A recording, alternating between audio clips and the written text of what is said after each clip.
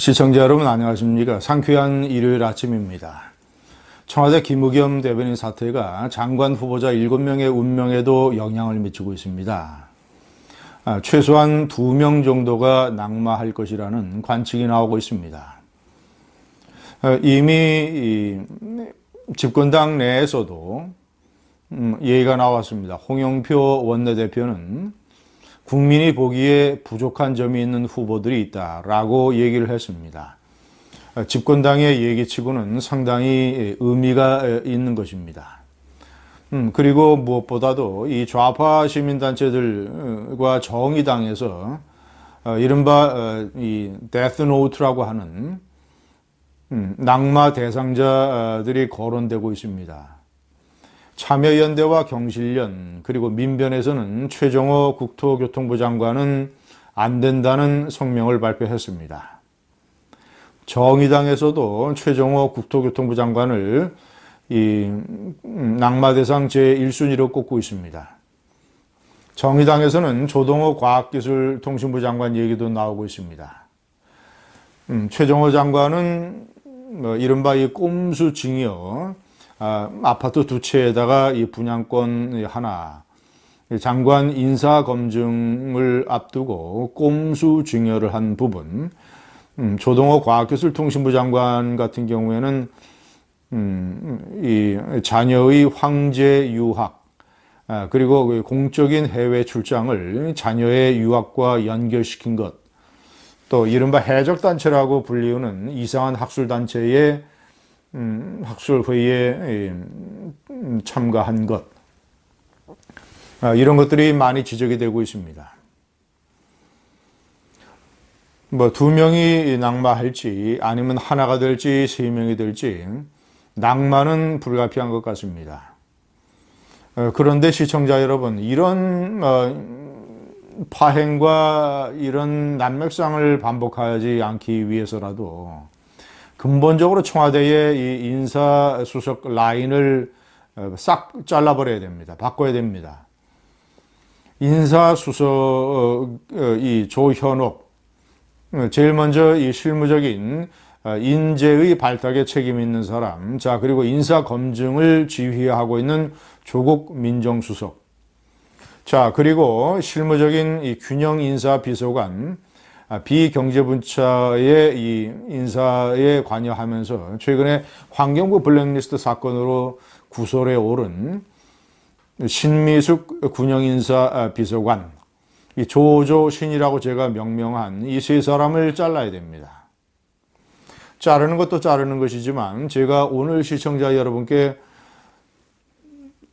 참으로 이 어이가 없는 이 문재인 대통령의 이 사람 발탁, 선구안, 이런 부분을 이 조현옥 인사수석 그리고 신미숙 균형인사비서관, 조국 민정수석 사례를 통해서 다시 한번 말씀드리고자 합니다. 이 대한민국 정도의 되는 위상의 국가에 청와대 인사수석이라고 하는 것은 사회의 중요한 파트의 인맥 네트워크를 조망하고 그 중에서 인재를 발탁하고 가장 적재적소의 사람을 대통령에게 추천할 수 있을 정도의 그릇을 가지고 있어야 됩니다. 어떤 그 인재를 알아볼 수 있는 능력과 지식의 그릇, 최소한 커다란 어떤 냄비 그릇 정도의 이런 그릇을 가진 사람이 대한민국의 청와대 인사수석에 앉아야 됩니다. 그런데 지금 조현옥 인사수석은 거의 무슨 이 간장 쫑지나 아니면 계란 후라이 정도 담을 수 있는 접시, 이 정도의 그릇과 경력과 지식을 가진 사람에 불과합니다. 제가 우선 조현옥 수석과 신미숙 균형인사비서관의 경력을 한번 자료 화면으로 보여드리겠습니다.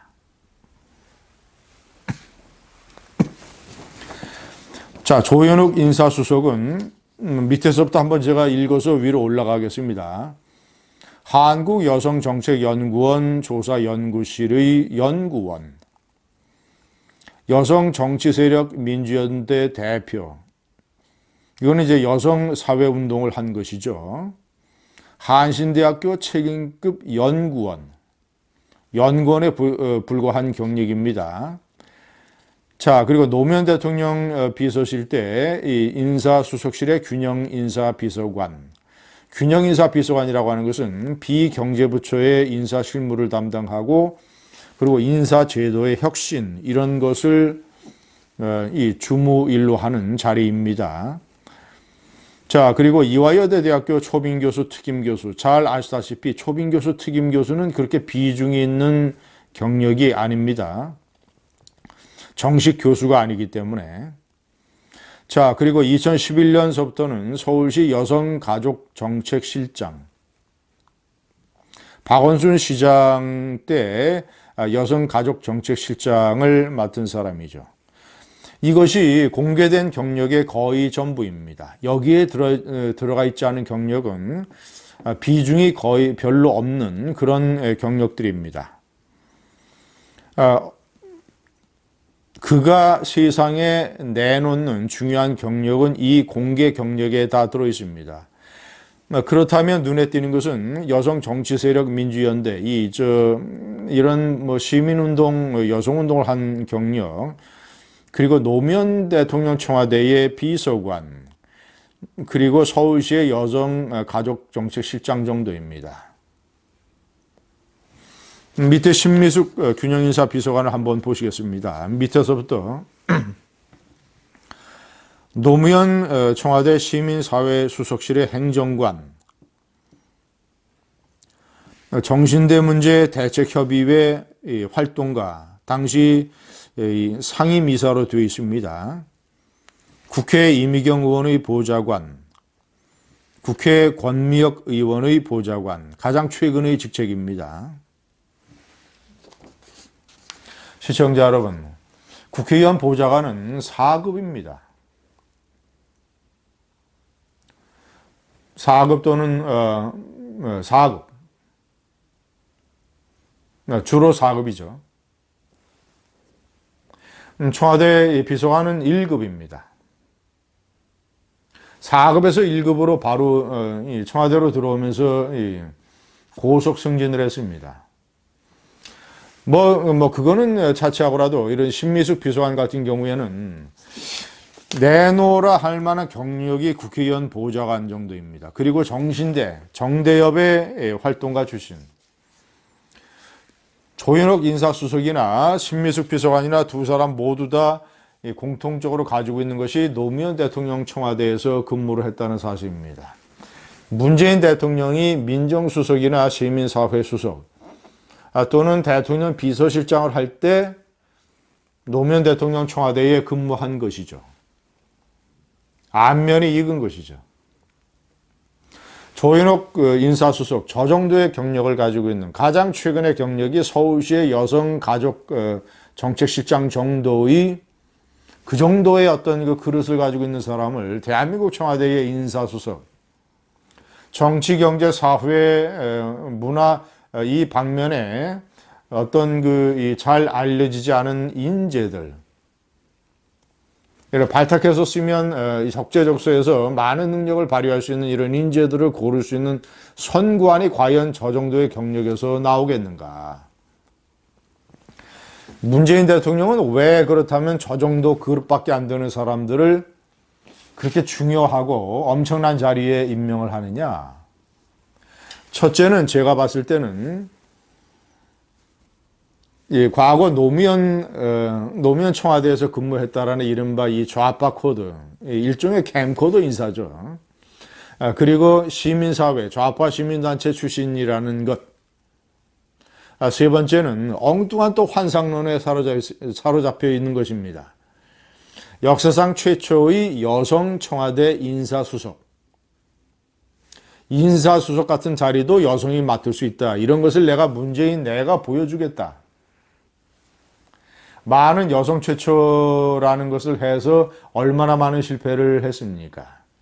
여성 최초 사회부총리 유은혜, 여성 최초 외무부 장관 강경화, 청와대의 인사수석도 이런 그동안 남성들만 맡고 있는 자리에 내가 여성을 한번 과감히 임명을 한다. 이런 기록을 남기기 위해서 이렇게 그릇이 모자라는 사람을 청와대 인사수석으로 쓰는 것입니다. 균형인사비서관도 마찬가지입니다.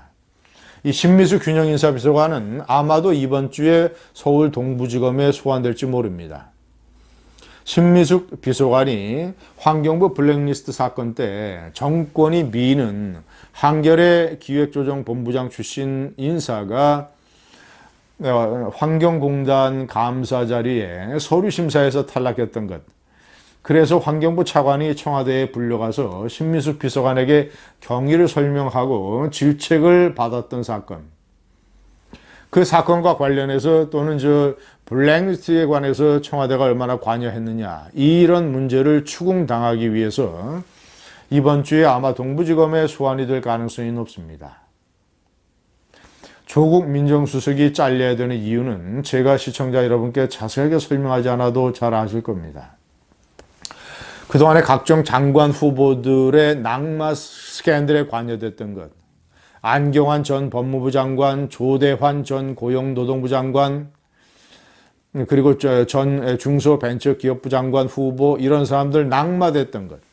웬만하면 인사청문 보고서가 채택이 되지 않아도 문재인 대통령이 인사를 강행하는데 도저히 강행할 수 없을 정도의 하자를 가지고 있던 인물들, 그런 인물들에 대한 검증, 김기식 전 금융감독원장, 문제되고 있는 현재의 최정호, 조동호, 김현철, 이런 사람들에 대한 검증의 책임, 무엇보다도 이 나라의 민정수석, 법과 검찰과 법원과 경찰, 이런 것들을 관여하는 자리에 과거 1990년대 남한사회주의 노동자 동맹이라고 하는 좌파 사회주의 혁명 전위 조직에 관여된 혐의로 국가보안법 위반으로 최초로 구속이 됐던 현직 교수, 이런 사람이 청와대의 민정수석을 맡고 있는 자체가 대한민국이 근본서부터 흔들리고 있다는 증좌입니다. 조조신을 잘라야 됩니다. 감사합니다.